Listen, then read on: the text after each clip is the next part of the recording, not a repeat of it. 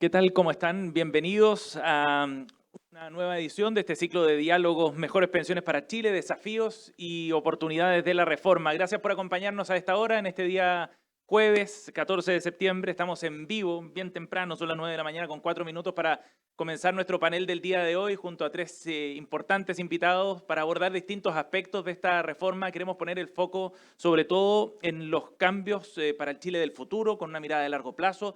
Queremos abordar los riesgos también que estamos enfrentando en el contexto de esta discusión de la reforma previsional, con una visión técnica, pero también política que permita combinar miradas de análisis respecto a lo que está ocurriendo en torno al debate de la reforma. Ya vamos a presentarles a nuestros invitados, pero antes de comenzar con esta conversación de este ciclo de diálogos organizado por la Universidad San Sebastián, por AFP Capital y por el Dínamo, queremos darles la palabra de bienvenida a quienes se acompañan aquí en el estudio y también a quienes se están sumando a través de la transmisión online de eldinamo.cl. Quiero dejarlos con el gerente general de AFP Capital, Jaime Monita, para darle la bienvenida a esta jornada. Jaime. Bueno, buenos días a todos. Muchas gracias por participar en este nuevo ciclo de cómo mejoramos las pensiones. Sin lugar a dudas, sabemos que los tiempos son difíciles. Hemos empujado como AFP Capital a una buena reforma y nos parece que estos diálogos técnicos en conjunto con el Dínamo y en conjunto con la Universidad San Sebastián permiten, ¿no es cierto?, seguir avanzando siempre desde un punto de vista técnico en cómo mejoramos las pensiones. Así que les doy la bienvenida a todos. Agradezco mucho a Guillermo Larraín, a Carol Fernández, a Cecilia Cifuentes que nos pueden acompañar hoy día, así que muy bienvenidos. Gracias, Jaime, por estas palabras de bienvenida. Bueno, estamos listos entonces para comenzar nuestra conversación y quiero presentarles primero a quienes nos acompañan el día de hoy en nuestro panel. Con nosotros, Carol Fernández, investigadora del Centro de Políticas Públicas de la Facultad de Economía y Gobierno de la Universidad San Sebastián. Es PhD en Economía por la Universidad de Oxford en el Reino Unido, Master of Economics en Essex, también en el Reino Unido, y posee una maestría en Macroeconomía de la Universidad Católica de Chile. Fue directora de estudios de la Subsecretaría de Previsión Social, asesora de estudios de FIAP, además de consultora en la CEPAL, la OIT y el Banco Central. Bienvenida, Carol. Gracias por estar con nosotros. También nos acompaña Cecilia Cifuentes, directora del Centro de Estudios Académicos de la Universidad de los Andes, ingeniera comercial, mención en Economía de la Universidad Católica, magíster en Economía de la misma Casa de Estudios, integrante del Consejo Consultivo Previsional y directora ejecutiva del Centro de Estudios Financieros del ESE Business School de la Universidad de los Andes. Bienvenida, Cecilia. Gracias por estar con nosotros. Y completa nuestro panel Guillermo Larraín, ex superintendente de pensiones, académico de la Universidad de Chile, es ingeniero comercial de la Universidad Católica, magíster en Economía en la misma universidad, doctorado en Economía de la Paris School of Economics, fue superintendente de las administradoras de fondos de pensiones entre 2003 y 2006, superintendente de valores y seguros entre 2007 y 2010 y ocupó la vicepresidencia y presidencia de Banco Estado en 2014 y 2015, miembro además del Consejo Asesor de la International Finance Corporation del Grupo Banco Mundial entre 2015 y 2018. Bienvenido, Guillermo. Gracias por estar con nosotros a los tres. Bueno, tenemos hartos temas de los que vamos a estar conversando. La convocatoria apunta, lo dice el lema de este ciclo de diálogo, ¿no?, hacia un modelo que garantice mejores pensiones.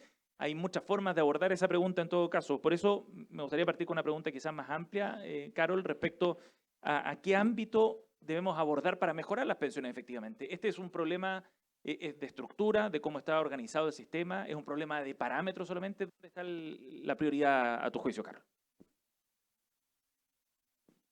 Hola. Bueno, primero que todo quisiera agradecer a AFP Capital, al Dínamo y a la Universidad San Sebastián, de la cual soy colaboradora, por esta instancia de diálogo que creo que es muy constructiva, especialmente en este momento en que estamos en un proceso de reforma previsional, intentando esta vez que sí logremos llegar a buen puerto. Bueno, para responder tu pregunta, yo creo que estamos enfrentando un escenario mundial muy complejo, donde básicamente enfrentamos tres riesgos principales. Uno es el envejecimiento poblacional. Solo para poner algunos números sobre la mesa, en Chile en el año 1992 solamente un 9% de la población era mayor de 60 años. En el 2022 este número aumentó a 18%. Y el INE estima que en el 2050 va a llegar a un 30%, o sea, 1/3 de la población chilena va a ser mayor de 60 años. Y a diferencia de los países europeos que también han enfrentado este proceso de envejecimiento, Chile lo está haciendo en una etapa de su ciclo de crecimiento donde todavía no es una economía desarrollada.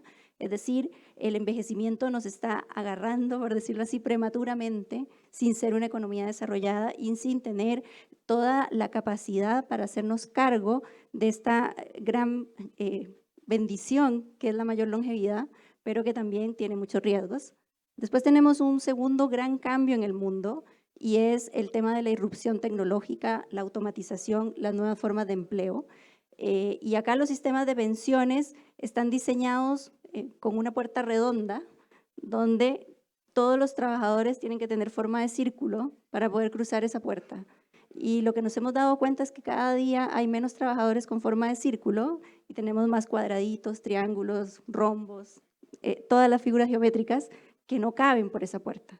Entonces, en el tanto los sistemas de pensiones no ajusten esa puerta y dejen entrar a más trabajadores, vamos a tener el problema que tenemos en que hay un porcentaje muy alto de la gente que está fuera del sistema previsional. Y el tercer gran problema, que hay que decirlo, es el cambio climático, que uno dice, bueno, ¿y qué tiene que ver esto con las pensiones? Bueno, tiene que ver todo. Primero, los inversionistas cada vez van a enfrentar más presiones por ajustar sus portafolios de inversión hacia políticas más verdes. Sin un buen medio ambiente tampoco vamos a tener mucho futuro, entonces, bueno, las pensiones se tratan siempre de hablar del futuro. Así que, bueno, yo les dejo esos 3 puntos para que partamos conversando. Bien, buen punto de partida. Cecilia, la pregunta original sobre cómo abordar esta discusión, si es que el problema está en la estructura del sistema que tenemos hoy día. ¿Está prendido? ¿Sí? Ahí sí. Genial. Bueno, primero, muchas gracias por la invitación. Muy interesante estas discusiones y muy necesarias. Y me gustó mucho la analogía de la Carol de la puerta y las figuras geométricas, porque efectivamente ahí ese es el principal problema de por qué tenemos bajas pensiones en Chile. Es por el problema de la informalidad. Y lo más serio es que este no es un problema que uno va a decir, no, es que el país está desarrollando y vamos a resolverlo. No, porque efectivamente las formas de trabajo están cambiando rápidamente. Entonces, ¿cómo abordar este tema? Y yo creo que nos ha faltado como país saber explicarle a la población los beneficios de la seguridad social en general, que además va mucho más allá de las pensiones. Parece que está, a ver, ahí.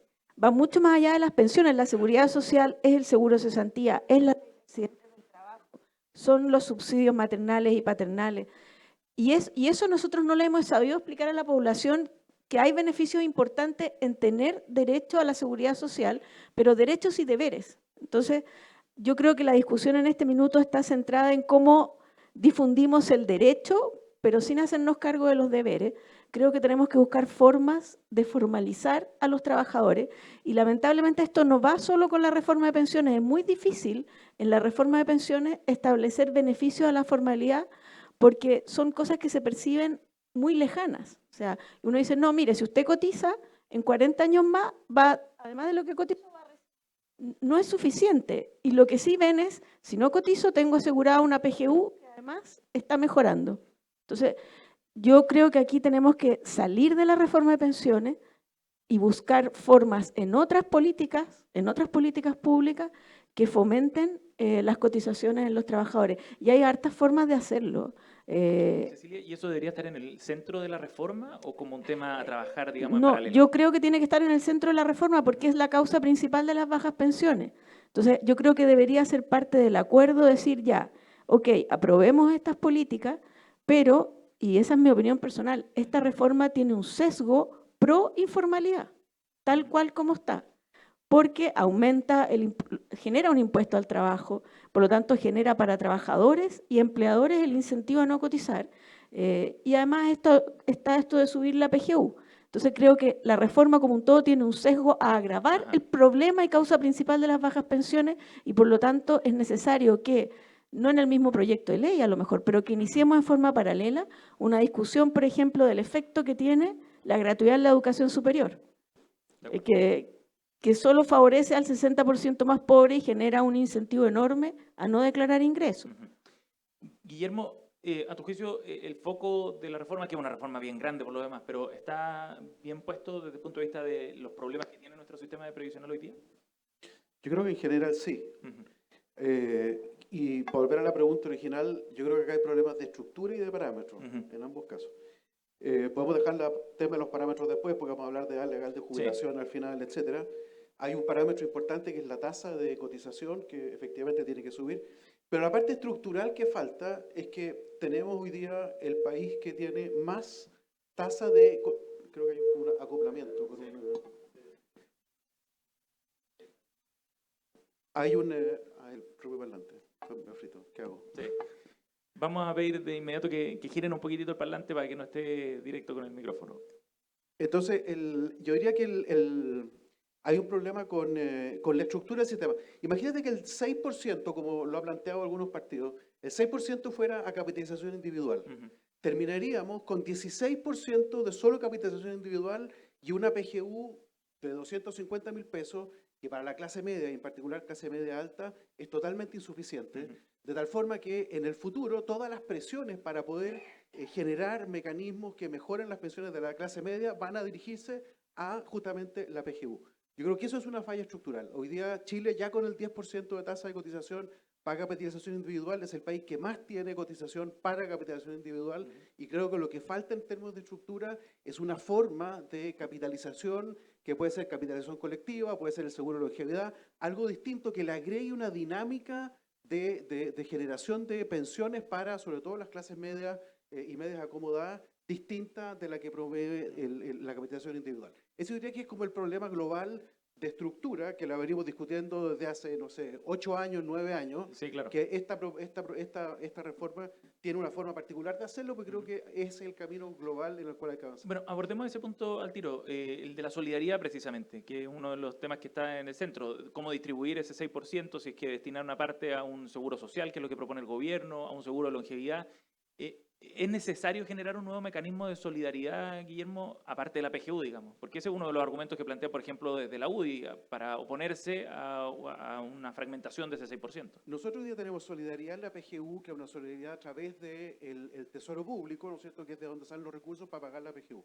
Creo que hay que generar una forma de solidaridad contributiva. Es decir, que sea una solidaridad a la cual se acceda en la medida que tú participes, que justamente es un incentivo fuerte a corregir los problemas de informalidad que decía Cecilia en un instante. Yo creo que hace un instante atrás. Creo que tiene toda la razón. Acá hay un problema grueso de informalidad y creo que el acceso a un mecanismo de solidaridad contributiva va a favorecer, junto con otras cosas, porque tienen razón, que hay un tema global de desconocimiento de los beneficios de invalidez y sobrevivencia, de accidentes del trabajo, que solo están asociados a la participación en el sistema formal.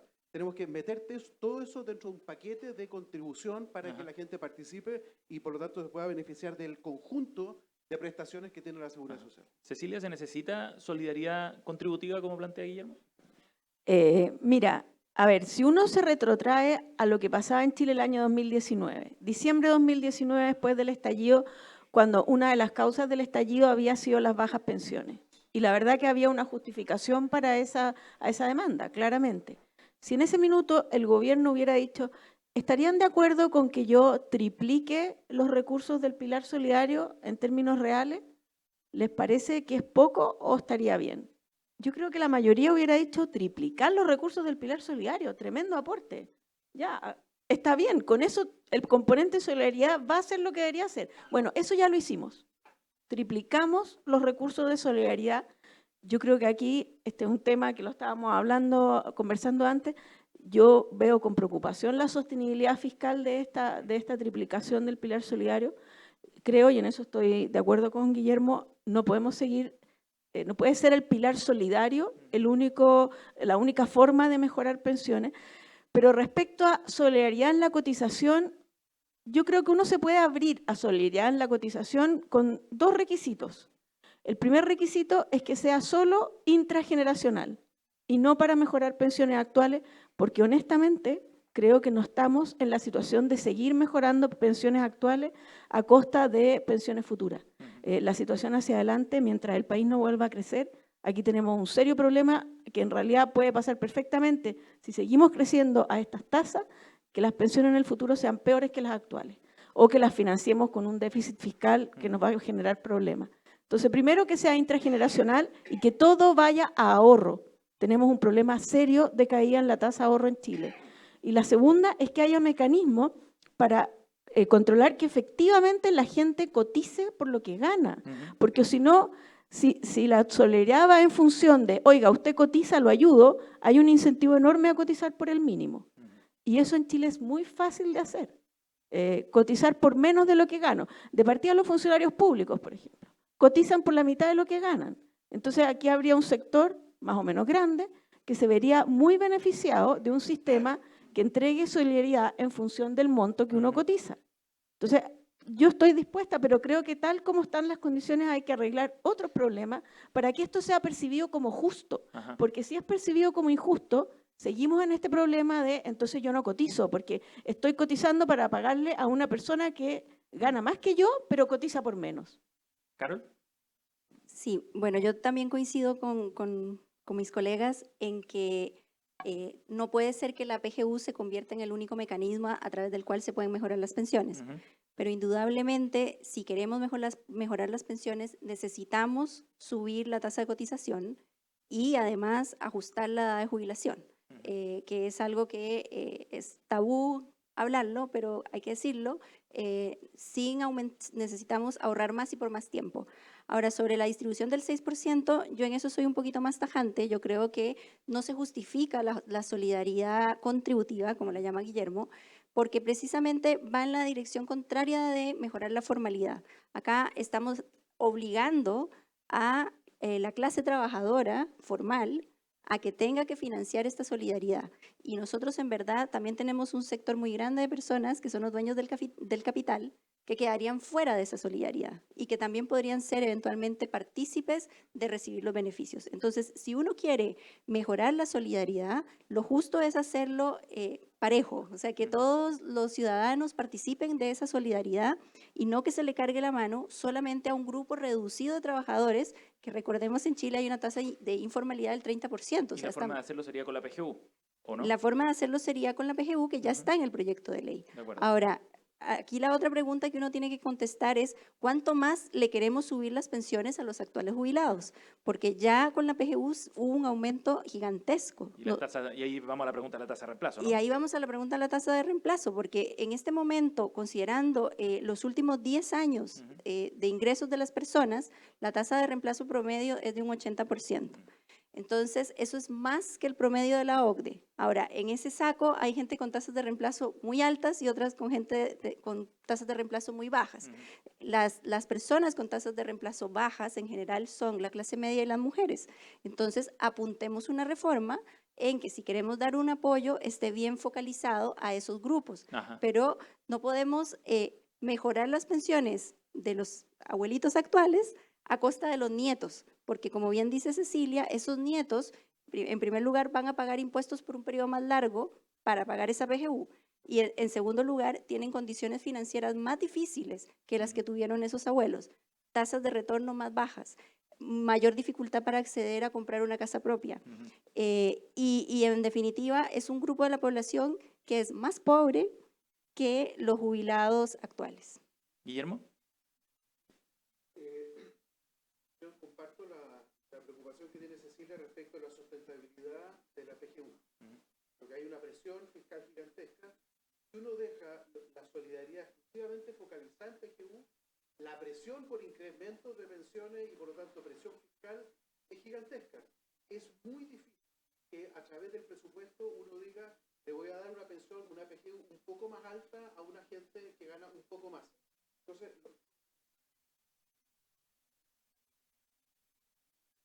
creo que es muy difícil que uno pueda decir que vamos a hacer efectivamente solidaridad con el presupuesto fiscal. Eso va a ser regla pareja, la PGU es pareja y yo creo que va a ser así. Entonces, si uno no genera instrumentos de solidaridad contributiva, toda la presión política va a ser sobre el fisco para subir la PGU. Que alguien pueda hacer campaña, digamos, prometiendo una PGU mayor, por ejemplo. Y la va a ganar.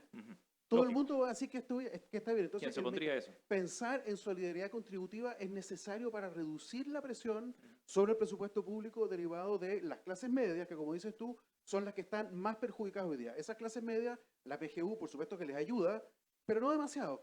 Entonces, va a haber una presión muy fuerte para que eso sea cierto. Yo creo que hay que pensar, y me gusta el enfoque de Cecilia, de pensar qué condiciones debiera tener un mecanismo de solidaridad contributiva para que sea aceptado por todo el mundo. Me parece que es útil pensarlo por esa vía. Ahora, la otra cosa es que yo creo que los sistemas previsionales, no hay que pensar que esto es un evento de que vamos a discutir esta reforma y nunca más va a haber nada.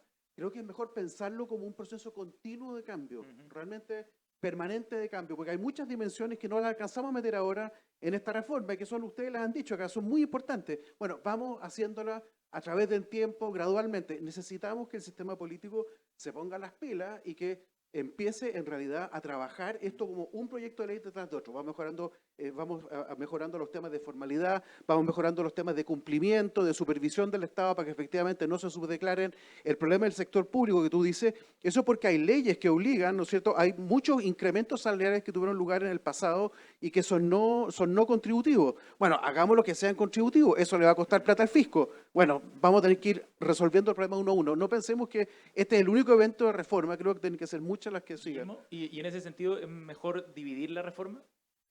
No, yo hoy día honestamente creo que lo principal, desde mi perspectiva, así como prioridad política, es generar este mecanismo de que Ajá. parte del 6% vaya a un elemento nuevo, solidaridad contributiva, y ahí después vamos viendo. Yo Ok. creo que eso es lo principal hoy día. Si el precio es no dividir, por ejemplo, el tema de la industria me parece que es secundario. Ajá. Desde esta perspectiva, me parece que es secundario respecto de la creación de ese pilar de ahorro colectivo. Ahora, Entonces yo trataría de hacer lo máximo posible, la mayor flexibilidad, para ajá. sacar eso ahora y que el sistema empiece a evolucionar y De empecemos acuerdo. a hablar de otras cosas y salgamos de este marasmo en el que llevamos 10 Sí. años. Ahora, hablando de esa dilación, digamos, de la reforma, Carol, uno empieza a ver y escuchándolo que cada una de las propuestas tiene su problema, ¿no? No hay una solución perfecta en esto.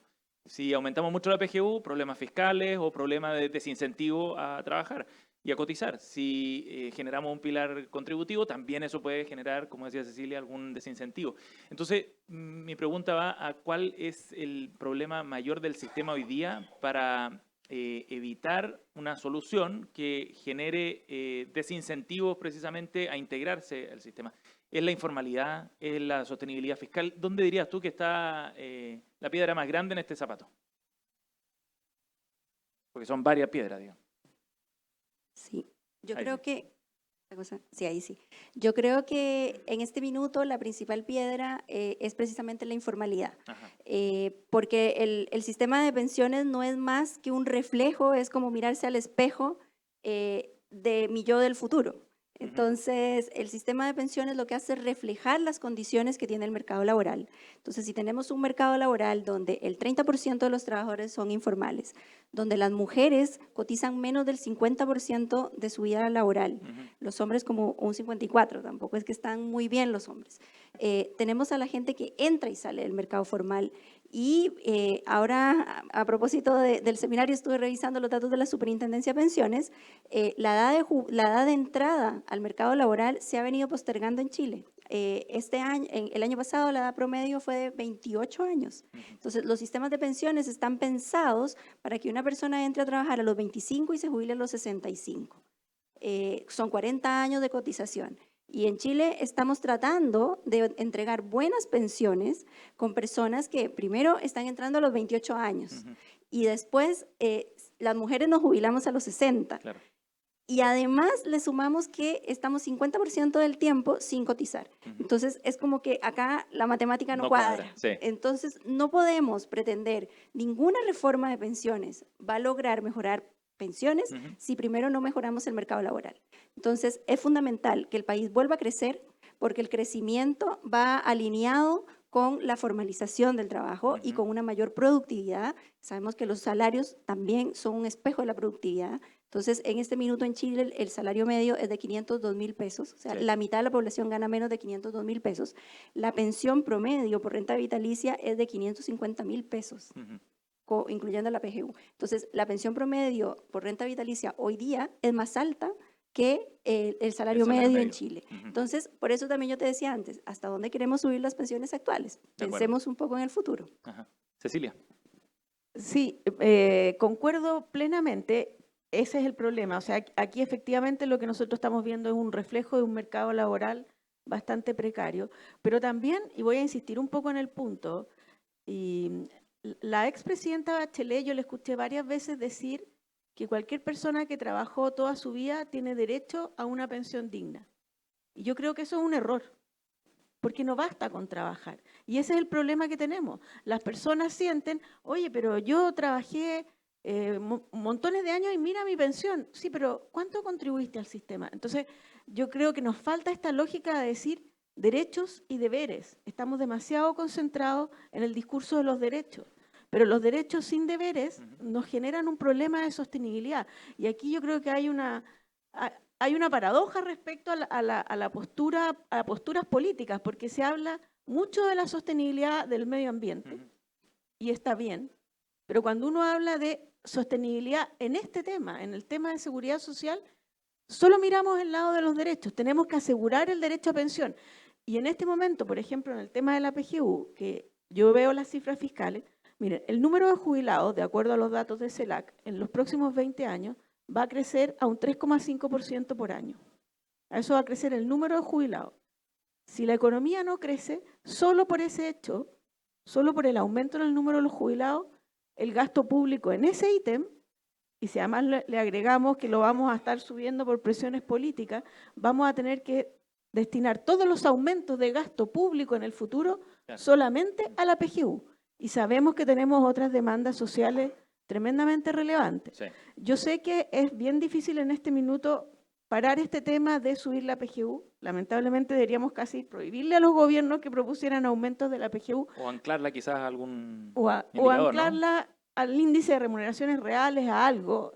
La línea de pobreza lo veo complicado porque se politizaría la discusión de la línea de pobreza. Ajá.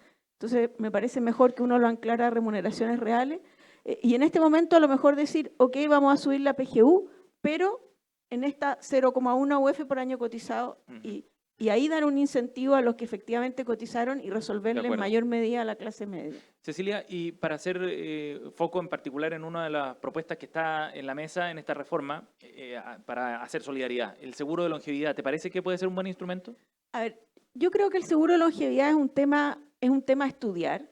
Es un tema bueno que Guillermo le ha dedicado harto. Lo ha Tiene planteado. problemas que hay que corregirlo. Yo creo que se pueden corregir, pero tiene problemas. El primer problema que lo mencionó la ministra del Trabajo es que efectivamente es regresivo, porque, y está estudiado, que entre los sectores más vulnerables y los de mayores ingresos, la expectativa de vida tiene como 7 años de diferencia.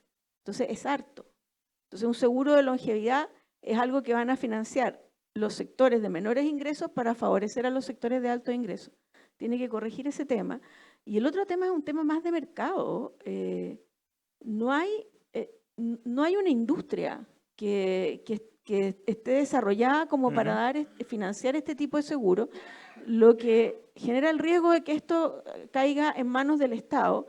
Y yo creo que eso tiene riesgos políticos. O sea, yo creo que el Estado manejando recursos, lamentablemente se habla mucho de tener murallas chinas entre dinero y política. Bueno, el Estado manejando recursos es la combinación perfecta entre dinero y política y no cuesta nada vender. Los recursos de los trabajadores tienen que financiar proyectos socialmente rentables y por ahí se empiezan a filtrar las mejores pensiones. Guillermo, tú planteaste esta idea del seguro de longevidad. ¿Por qué crees que puede ser un buen mecanismo? Puede ser un buen mecanismo porque básicamente es una forma de, primero, hacerse cargo de un problema. Está apagado el micrófono, Guillermo, parece. Es hacerse cargo de un problema, ¿no es cierto? Hay un problema, como lo dijo Carol al inicio, hay un problema de longevidad, que es un problema chileno muy agudo. En el caso, por ejemplo, de la mujer chilena, es la octava más longeva del planeta. ¿Octava? La octava más longeva del planeta. Nuestra expectativa de vida, que estábamos algo así como 4 años, en los años 60, nuestra expectativa de vida poblacional era más baja que Estados Unidos, hoy día es más alta que Estados Unidos.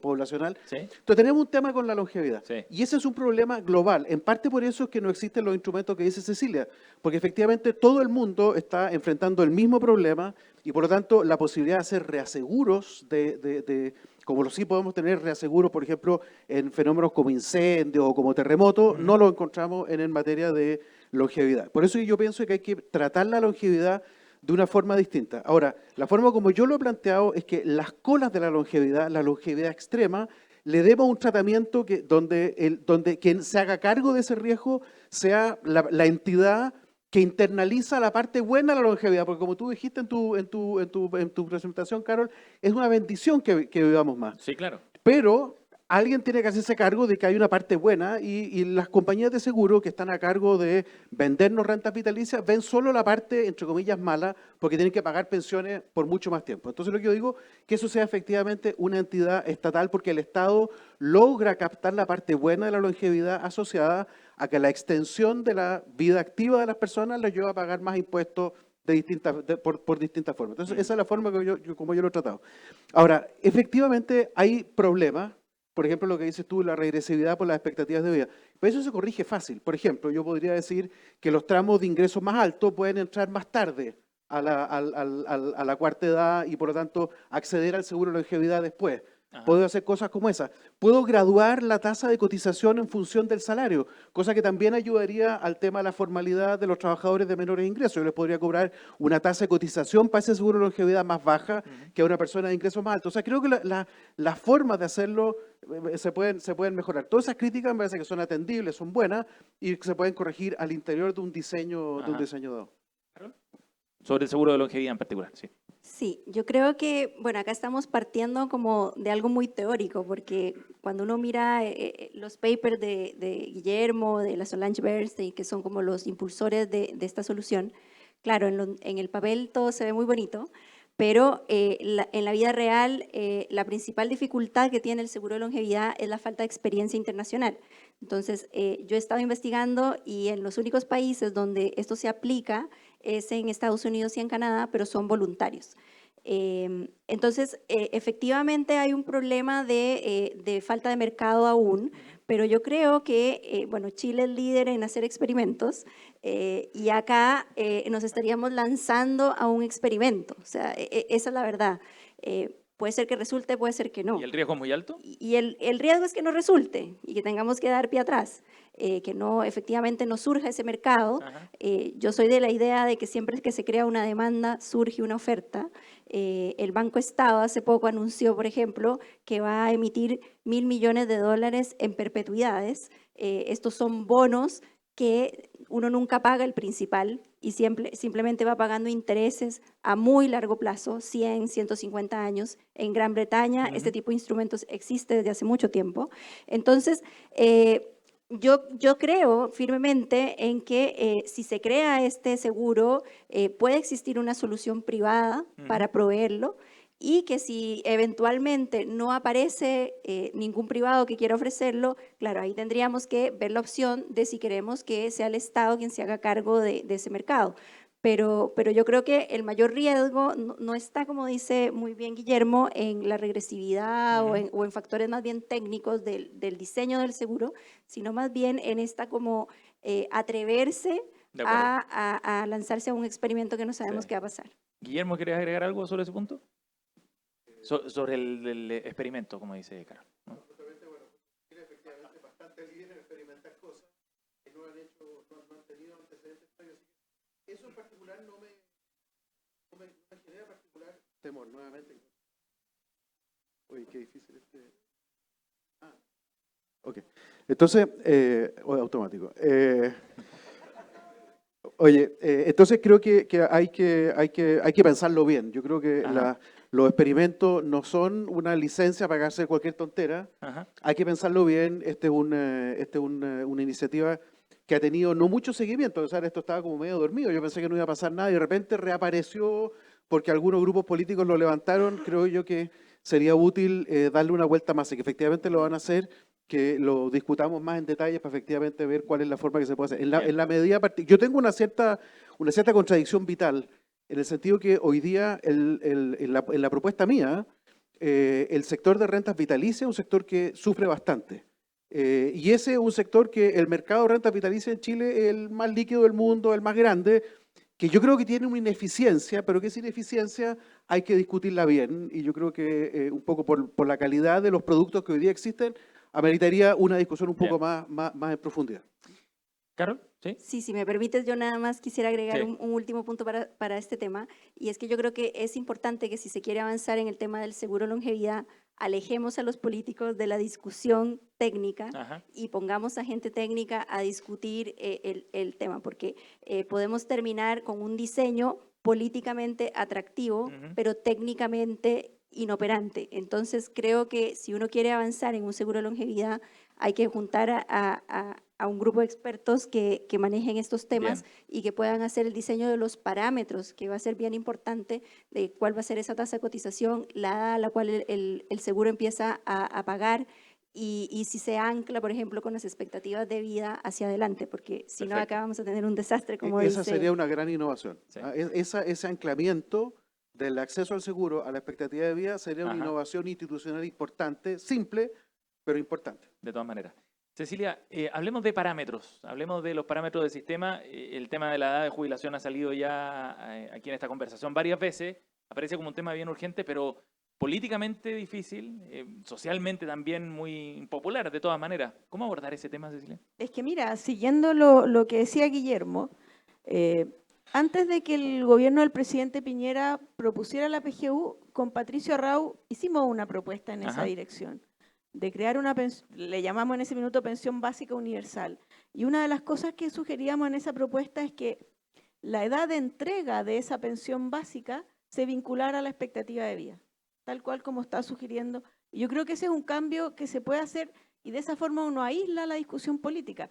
Yo creo que fue un error, por ejemplo, no haberlo hecho con la PGU cuando se estableció decir ya, ok, la PGU se va a empezar a entregar a los 65 años, pero en 3 años más se va a entregar a los 65 y medio Ajá. y así sucesivamente. Creo que todavía estamos a tiempo de hacer algo así. Eso fue lo que se hizo con el Pilar Solidario del 2008, porque a las mujeres se les entregó el Pilar Solidario a los 65 años. No a los 60 que No la a los jubilación. 60. Y ese fue un cambio bien relevante. Y yo creo que podemos incorporar, a lo mejor no en la forma que lo trató de hacer Francia, que fue tan compleja, es decir, se sube la edad de jubilación, sino que establecer que ciertos beneficios se van a entregar a edades que se van moviendo, que por ejemplo esta solidaridad hacia las mujeres que se quiere Ujú. incorporar, bueno, pero solo a las mujeres que jubilan a la misma edad que los hombres, porque lo que se está pidiendo es que los hombres subsidien a las mujeres. Yo si fuera hombre diría, ok, pero oye, jubílate a la misma edad que yo, porque además Ajá. vives más. Entonces creo que aquí nos falta esta lógica como de decir, ya, vamos a dar este beneficio, pero ¿sabes qué? Yo te doy un beneficio, pero te exijo un pequeño esfuerzo a cambio. Creo que ¿Y eso estamos nos ha a tiempo de faltado. hacerlo en el caso de la PGU, por ejemplo? Yo, Que o ya sea, hay expectativas creadas, digamos, a de lo la mejor población. uno podría plantear, y yo insisto en que subir la PGU como se está planteando me parece complejo. Yo prefiero este planteamiento de por años cotizados o algo así, Ujú. pero establecer que esa alza, por ejemplo, esté vinculada a una edad que va subiendo en el tiempo, Ajá. para que vayamos dando la señal también a las empresas de que es necesario que trabajemos por más tiempo. Es una bendición vivir más tiempo y yo creo que es una bendición trabajar más tiempo también. Está súper estudiado que en la medida que uno se mantenga activo, tiene mejor calidad de vida, Ujú. vive mejor. Entonces, creo que aquí tenemos que hacer algunos cambios culturales también. Cecilia, ahora, eso con la entrega de beneficio, ¿no? O de una pensión solidaria, por ejemplo, pero la edad de jubilación de 60 años de las mujeres, de 65 de los hombres, ¿también hay que subirla? Es que en Chile no existe una edad de jubilación legal, las personas pueden trabajar hasta la edad que quieren, pero yo lo que iría haciendo entonces para sacarla de este tema tan político, subimos la edad de jubilación, simplemente decir, usted quiere este beneficio tiene esta condición. Yo Ujú. lo haría de esa forma. De acuerdo. Creo que es políticamente más fácil. ¿Carol? Sí, yo coincido con Cecilia de que acá en el fondo lo que hay que hacer es como empujar a la gente, darle empujoncitos para que decidan voluntariamente ir postergando su edad de jubilación. Ujú. Hacerlo, lo hemos visto en Francia y en muchos otros países que han intentado como subir las edades de jubilación, que es muy difícil. Pero efectivamente el tema acá es ¿qué hace una persona de 65 años para mantenerse en el mercado laboral si ya desde los 55 es difícil encontrar trabajo? Entonces, esto tiene que además ir acompañado de una serie de ajustes en el mercado laboral. Por ejemplo, la ley de inclusión. La ley de inclusión podría incluir algo respecto a la inclusión de adultos mayores en el trabajo. Las AFPs, entre su política ESG, pueden exigir a las empresas en las que ellos invierten que tengan un porcentaje de contrataciones de adultos mayores, así como, bueno, a mí no me gustan las cuotas de género en particular, pero es una especie de cuota senior por empresa. Entonces yo creo que sí, que si queremos avanzar en alargar, en mantener a la gente en el mercado laboral, también tenemos que ofrecerles espacio donde esas personas puedan mantenerse y ventajas, porque quizá yo a los 65 años quiero estar, no sé si voy a tener nietos a estas alturas, pero quiero estar con mis nietos, pero al mismo tiempo quiero tener unas horas de jornada más chica que me permita trabajar 4 o 5 horas al día, y eso en este minuto es bastante difícil en Chile. Ahora, Guillermo, el encuadre de esta conversación es clave porque la forma en la que se presenta este tema al público, a las personas que van a jubilar sobre todo, es bien relevante desde el punto de vista de la legitimidad del sistema también. No es un tema fácil. No, para nada. Y creo que para la mayor parte de la gente el sistema previsional es totalmente incomprensible. O sea, no se entiende nada y uno puede hacer un montón de esfuerzo y tratar de ser claro. Hablábamos al inicio que hay que hablar claro, no sé si lo hemos hecho, pero para la gente normalmente es muy complejo esto. Entonces yo creo que las señales que se entreguen son importantes. La edad legal de jubilación tiene la gracia que es muy simple de entender. Entonces creo que la señal que hay que dar es que eso tiene que subir. Ahora, uno después puede, además, como en la letra, no letra chica, pero instrumento por instrumento ir condicionando su acceso, puede ser. Hay algunos instrumentos que son útiles para eso, otros que no. Por ejemplo, la invalidez, por supuesto que no puede estar anclado a esa cuestión. Pero hay otros elementos que sí puede ser. Todo lo que tenga que ver con este 6% adicional, esta solidaridad contributiva, si es que se hace, yo lo haría efectivamente indexada a la jubilación efectiva, a una edad de la jubilación que vaya subiendo en el tiempo, el seguro de longevidad también. O sea, cualquier cosa que se haga, yo creo que hay que irlo dando en un enmarque, como dices tú, que para la ciudadanía sea clara lo que se espera. Lo que se espera es que, tanto para las personas como para las empresas, es que las personas a los 65, 65 años sigan trabajando. Y creo que eso es absolutamente sano. Hay una cara B de la longevidad, que no es solo que vivimos más, sino que en cada edad uno vive mejor. O sea, por ejemplo, yo estoy a punto de cumplir 60 y no lo logro creer, no me convenzo No se nota aquí, de que es no se nota. verdad. Y eso es verdad para algunas profesiones, por ejemplo, profesor universitario, efectivamente uno, incluso vamos mejorando los profesores con el tiempo. Hay otras ocupaciones que desgraciadamente no. El obrero de la construcción que anda con un saco de arena en la espalda, Sí, claro. esa persona no puede. Entonces tenemos que tener instrumentos distintos, pero permitirle a todo el mundo que pueda, y esto es preocupación del mercado del trabajo, que pueda encontrar una forma de realización laboral que es súper importante, creo yo, a esa edad de la vida. Sí. Y a propósito de esto, Cecilia, ¿cómo se logra legitimar el sistema de pensiones a ojos de la ciudadanía? Porque es un sistema que hoy día está bien cuestionado, ¿no? Que ha hecho trizas en momentos recientes, digamos, a propósito del estallido o incluso antes. Sí, bueno, eso es una tarea que lamentablemente no es de corto plazo. Efectivamente, esta falta de legitimidad viene dada de que las pensiones son bajas y también viene dada por un discurso político que de alguna manera y en forma insistente y por décadas le ha dicho a la población que las pensiones son bajas porque el sistema no funciona. Y sabemos que esa no es la causa.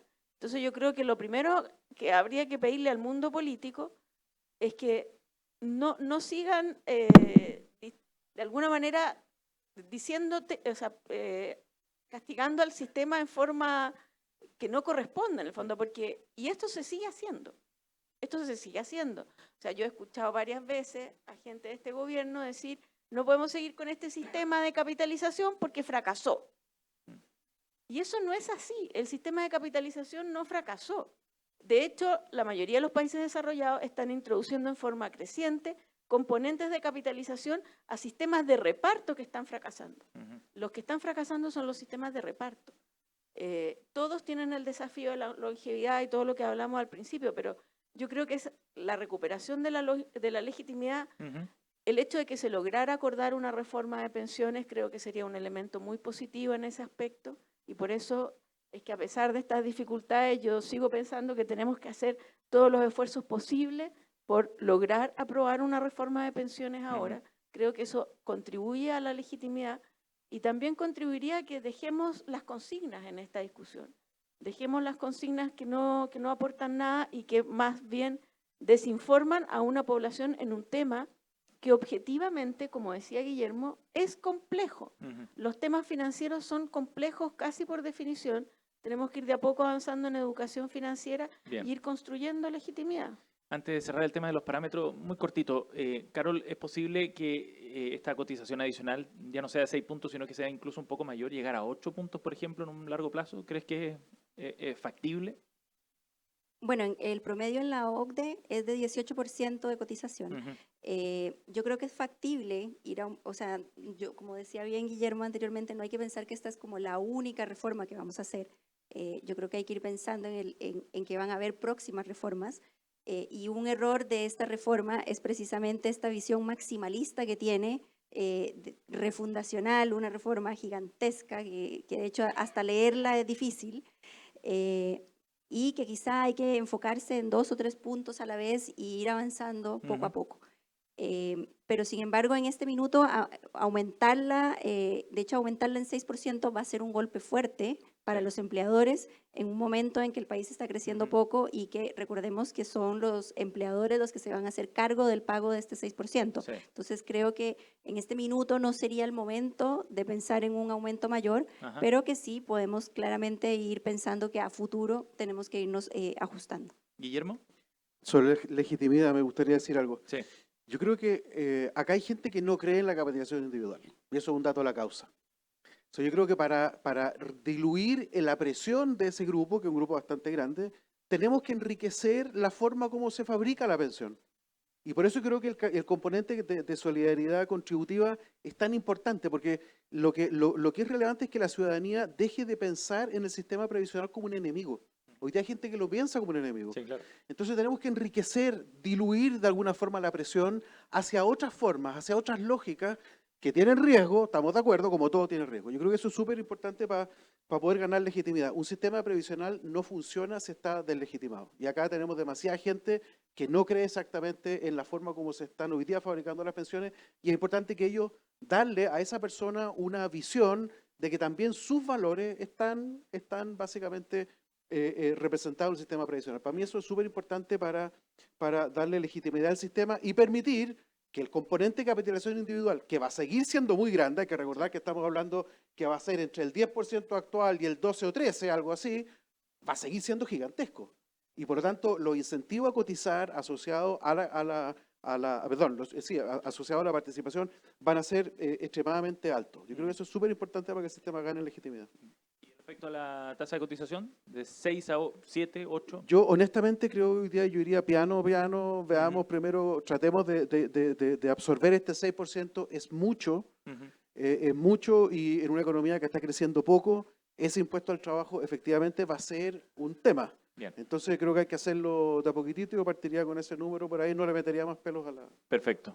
Carol. Sí, perdón, yo con todo el respeto intelectual que tengo por Guillermo, pero en esta ocasión quiero discrepar profundamente con él porque creo que está partiendo de un diagnóstico equivocado. Efectivamente, en el pasado había esta deslegitimización del sistema de pensiones, había un disgusto de la población hacia el sistema, ¿Ya no? pero yo creo que habría que evaluarlo nuevamente, pero yo creo que ha cambiado. Ujú. Y ha cambiado precisamente después de los retiros de pensiones, de los ahorros previsionales, porque la gente primero se dio cuenta que la plata estaba, que las AFP no se robaron ni un peso. La plata estaba con todos los intereses. Hay gente, conocidos, que cuando fueron a hacer su retiro quedaron sorprendidos porque me decían, pero es que yo coticé solo 3 años y tengo 20 millones en mi cuenta, no tenía idea. Entonces, las personas se acercaron a su cartola, revisaron cuánta plata tenían, fueron, la plata estaba, se les pagó a tiempo. Entonces, yo creo que no es cierto que ese descontento popular sea tan fuerte como lo fue en el pasado. Entonces, eso por un lado. Y en segundo lugar está el tema de que en la otra vereda, que es que sea el Estado quien me administre la plata, los temores son más grandes. O sea, si ya hemos visto que este sistema funcionó, que no se robaron la plata, que la plata estaba ahí, que ganó intereses, que no hay dudas sobre ese tema, no sé cuánta gente quiere entregarle parte de su ahorro a que sea el Estado quien lo administre, con todo el riesgo político que ello puede tener. Cecilia. Sí, es que yo también comparto con Carol. Yo creo que efectivamente, aunque fue la clase más cara de la historia, fue una clase de educación financiera el tema de los retiros. Yo creo que no valía la pena pagar ese precio que estamos pagando y que vamos a seguir pagando por décadas por haber hecho los retiros, pero creo que si hay un beneficio es ese. Ahora, una forma a lo mejor de resolver este tema, que yo creo que tiene problemas, pero es crear una AFP estatal con las mismas reglas que tiene. El problema es que nunca van a poder ser las mismas, pero las reglas lo más similares posible a una administradora privada. No tengo problema en que le cambiemos el nombre, porque y aquí también hay un tema de la legitimidad, efectivamente, y el gobierno se hace cargo y les pone IPP. Yo creo que eso no hay problema en una cosa de ese tipo. Hay veces que los países cuando ya destruyeron sus monedas, por ejemplo, le cambian el nombre. Entonces, yo creo que, pero siempre vamos a necesitar administradores de fondos de pensiones. Eso va a seguir existiendo. Con otro nombre. Con otro nombre, pero necesariamente tiene que haber administradores de fondos de pensiones, porque está probado que un sistema de capitalización en el largo plazo paga mejores pensiones que un sistema de reparto, porque los retornos del capital en el largo plazo son mayores que lo que crece la masa salarial.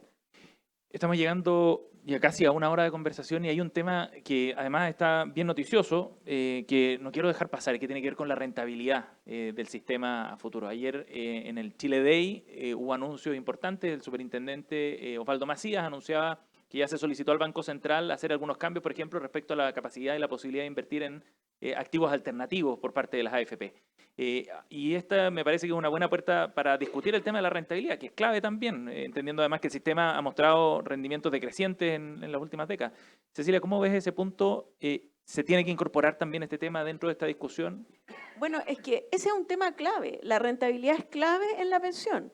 Es tan importante como la tasa de cotización al final. Tener buena rentabilidad es absolutamente mucho más clave que la organización industrial en sí. O un que punto otros más de aspectos. rentabilidad impacta mucho en la Impacta mucho en la pensión. pensión. Es una pensión 10% más alta. Y la verdad que yo creo que aquí sí que hay que hacer cambios. Y concuerdo en que a lo mejor esto hay que ir haciéndolo gradual. Pero lo interesante de hacer cambio en esta área es que ayer, por ejemplo, se discutió este tema de los activos alternativos. Aquí no hay oposición política. O sea, este es un tema absolutamente técnico. Es difícil meter argumentos ideológicos. En este momento, las administradoras de fondos de pensiones, en sus inversiones tienen que estar vigilando 100 límites. Entonces tienen una política de inversiones. La política de inversiones de la AFP se quedó absolutamente rezagada a los desarrollos que ha tenido las finanzas en el mundo. Aquí se está perdiendo oportunidades, quizás. Se están perdiendo oportunidades, excesivamente rígidos, y aquí uno podría simplemente establecer criterios de, mire, usted para este segmento etario busque este mix de riesgo-retorno. Y usted decida cómo lo invierte, pero después usted muéstreme que su cartera tiene este riesgo esperado y este retorno esperado. Y cumpla ese criterio. Esta es como la clasificación basada en riesgo, en el fondo. Yo creo que hay que avanzar hacia algo así, que además haría más fácil que entraran nuevos actores a la industria. Sí. ¿Carol? Sí, yo creo que los anuncios que hizo el superintendente fueron muy importantes porque avanza en varias líneas que se han venido tratando de empujar desde hace tiempo, como es incrementar la inversión en activos alternativos. Además, aumenta en nuevos instrumentos en los cuales ahora la AFP va a poder invertir. Y también, muy escuetamente, mencionó el tema de lo que está hablando Cecilia, de revisar la forma en que están establecidos los límites de inversión y tratar de cambiarlos hacia una mirada más de un enfoque por riesgo más que por clase de activo, que es como los límites que tenemos hoy día.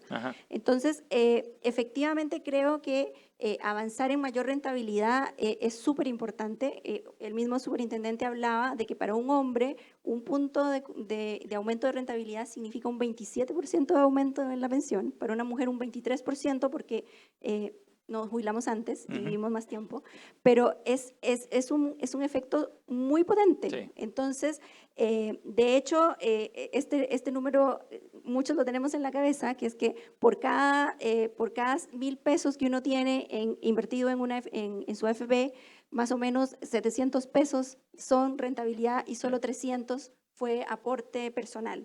Entonces, ese número se sostiene con las tasas de rentabilidad que tuvimos hasta ahora, pero si las rentabilidades van cayendo en el futuro, va a ser difícil mantener esta relación. Entonces, por eso es muy importante apuntar a reformas que, como bien dice Cecilia, no tienen todo este problema político de discusión detrás y que van a darle un golpe fuerte al aumento de las pensiones hacia adelante. De acuerdo. Guillermo.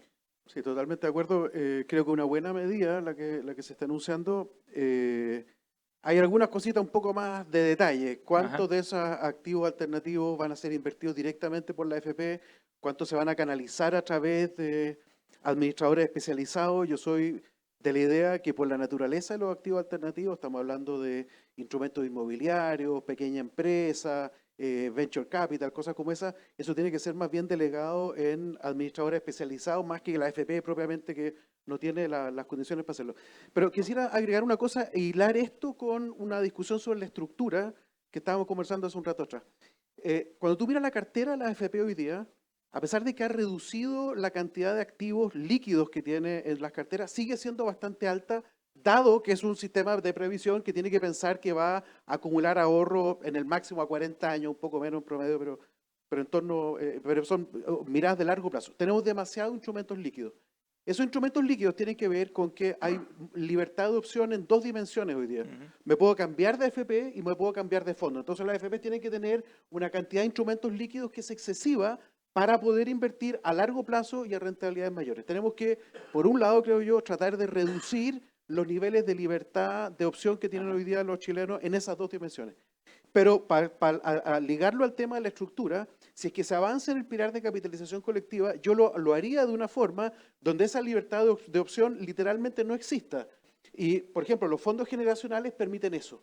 Permiten alargar el periodo de la estrategia de inversión y, por lo tanto, reducir realmente al mínimo los instrumentos líquidos que dan muy poca rentabilidad y poder invertir en instrumentos como los alternativos, que son de plazos mucho más largos, pero son mucho más ilíquidos y por lo tanto no son demasiado compatibles con un esquema donde hay tanta libertad de opción como lo tienen hoy día las personas en el sistema FP. Ajá, pero está bien encaminado en todo caso Sí, el anuncio está bien de ayer. encaminado, Ajá, de acuerdo. Para cerrar, me gustaría una última reflexión, una pregunta respecto a los riesgos que implica esta discusión. Riesgos desde el punto de vista político y técnico asociados a la reforma, ya sea por la acción o la inacción también, ¿no? El no sacar adelante este proyecto y la discusión que se está dando en el Congreso. Cecilia. Sí, yo creo que efectivamente existe el riesgo que no haya acuerdo, porque las posturas están bastante distanciadas, el gobierno tiene niveles de apoyo muy bajos, lo que fortalece la posición de la oposición en esto. El gobierno necesita los votos de la oposición y yo creo que por eso la salida debería ser ir avanzando en pasos graduales. O sea, a lo mejor en este minuto decir, ya, nos vamos a concentrar en cómo vamos a subir la tasa de cotización y cómo vamos a repartir eso. Y vamos a cerrar ese tema y después discutir otro. La ministra anunció la división del proyecto y yo dije, esto es buena noticia, pero el problema es que en la primera etapa del proyecto sigue siendo tremendamente ambiciosa porque quiere incorporar el 6% de cotización, crear este seguro social y todo el tema de la organización industrial, que no hemos hablado nada de eso, pero eso en sí es una tremenda reforma. Entonces, yo creo que sería menos ambiciosa en la separación del proyecto y diría, concentrémonos en algo, porque yo creo que desde el punto de vista político, y esto está vinculado también con la discusión constitucional, el mundo político no puede seguir dando una imagen de que es absolutamente incapaz de lograr ningún tipo de acuerdo en nada, porque eso daña la institucionalidad. Entonces, por eso yo diría, ya, el tema más relevante aquí es la tasa de cotización. Cerremos este tema y aprobemos una reforma ahí. Y yo, de hecho, hace poco escribí una carta diciendo, ya, lo que está claro aquí es que hay un acuerdo casi pleno de que tenemos que subir 3 puntos a capitalización individual. Listo. Ujú. Subamos 3 puntos a capitalización individual, cerremos eso y después, a lo mejor con el compromiso, sí, para que el gobierno tenga alguna, con el compromiso de vamos a tener una discusión sobre el otro punto que no va a ser 6 puntos a capitalización, pero O sea, ir cerrando temas. ¿La separación de la industria no sería tan urgente, por ejemplo, ahora? ¿Sí? Yo creo que la separación de la industria en términos de aportar en mejores pensiones no contribuye prácticamente nada. Creo además que aquí hay un problema en la discusión, Ujú. porque el tema de seguridad social, los expertos en seguridad social, no somos expertos en organización industrial. Ujú. Son dos especialidades completamente distintas y tienen a los expertos en seguridad social discutiendo la organización industrial. Yo creo que este es un tema muy complejo y en que deberíamos poner a los expertos en ese tema a discutir cómo logramos, y la pregunta de fondo es, ¿hay competencia o no hay competencia? Yo creo que hay competencia. Yo creo que las administradoras después de 40 años han ocupado todos los espacios de economías de escala posible. Ujú. Yo creo que actúan en forma eficiente. El punto relevante es qué porcentaje de esa mayor eficiencia que ha logrado la industria la reciben los afiliados. Esa es la discusión. Y es una discusión técnica en que deberíamos ver cómo logramos que si efectivamente hay espacios de eficiencia que no se están traspasando a los afiliados, Ujú. ¿de qué forma logramos ese traspaso? Carol, ¿ves como un asunto prioritario también este tema de la separación de la industria? No, o sea, al igual que Cecilia, creo que lo de la separación de la industria es un tema que no ha sido suficientemente analizado, Ujú. que no hay evidencia sobre la mesa que demuestre que va a aumentar en algún grado las pensiones.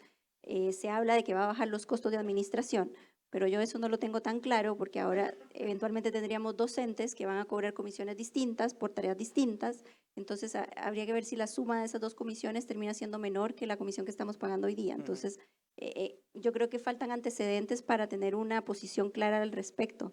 Pero respondiendo a tu pregunta anterior con respecto al riesgo que tiene esta reforma, yo creo que el principal riesgo que corremos en este minuto es llegar a un mal acuerdo. Yo siento que hay una serie de partidos políticos que sienten la presión de llegar a un acuerdo, lo cual es bueno. O sea, yo creo que tienen, como bien dice Cecilia, tienen que sentarse a conversar y llegar a un acuerdo, pero el riesgo es que el acuerdo al que se llegue no sea el mejor acuerdo y que sea un acuerdo en el cual estemos empeñando las pensiones futuras a cambio de ganar votos a través de los pensionados actuales, que tendría un rédito inmediato. Guillermo. Yo creo que el principal riesgo es que no haya acuerdo. Y yo creo que eso es una cuestión que es grave. Hablaría pésimo de la clase de política chilena, que ya está bastante desacreditada. Entonces, me parece que sería malo. Ahora, evidentemente que uno puede, eso no quiere decir que uno tenga que ponerse de acuerdo en cualquier cosa. Por ejemplo, yo diría, un acuerdo como el que tú temes, que efectivamente los recursos se usen mal o que haya politización, es un mal acuerdo, hay que evitarlo.